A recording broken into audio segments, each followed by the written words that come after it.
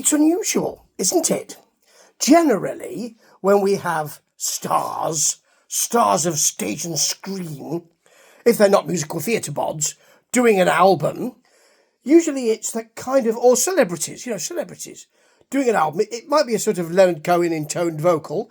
It could be something that's very personal to them. It could be something that really is very hard to listen to, regarding a maudlin kind of, that kind of Leonard Cohen, but not with any kind of melody, vocal. And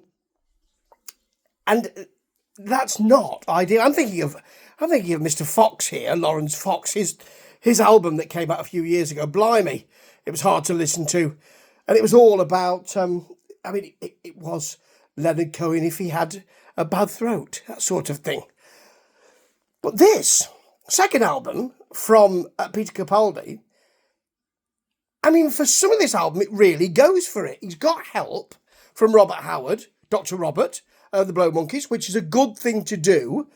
And it does settle in later on in the album, and I'll be looking at my notes here. Yes, of course I will.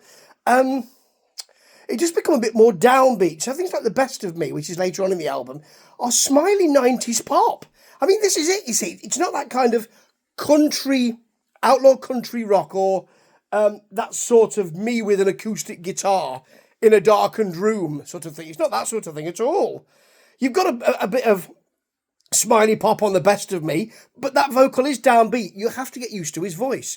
It's semi-narrative sometimes. It's not a fluting Alan Jones type thing. It's seasoned. It's seasoned. And you've got a bit of Richard Hawley type 1950s.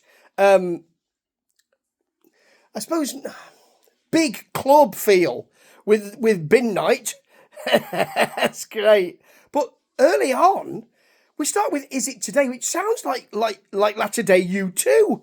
It's bashing kind of indie rock with a really sassy vocal. I was shocked. In the chorus, you have got a lot of U2 coming on. That's brilliant. Hanger Lane has that narrative vocal, and it's got a bit of a Steve Naive needling synth in it. I like the downbeat narrative, because after Is It Today, the first track, that U2 thing, you can do that. Got an outlaw country feel to it, and I don't mind that particularly. I also like a little bit of electro, not a lot, a bit of judicious electro in Not Going Anywhere, which is about I'm not going to leave or be anywhere else. It's a busy rocking but hopeful chorus in this, and it's got a world-weary feel to it. That's what people want, that world-weary, grizzled feel. Sweet Illusions, that's what the album's called, folks, and the track itself has a kind of 80s plinking pop thing. Not blinking, plinking, resounding guitars and 80s plinking, pop, sort of piano synth. It's got a big Hannah solo in it, but I don't mind.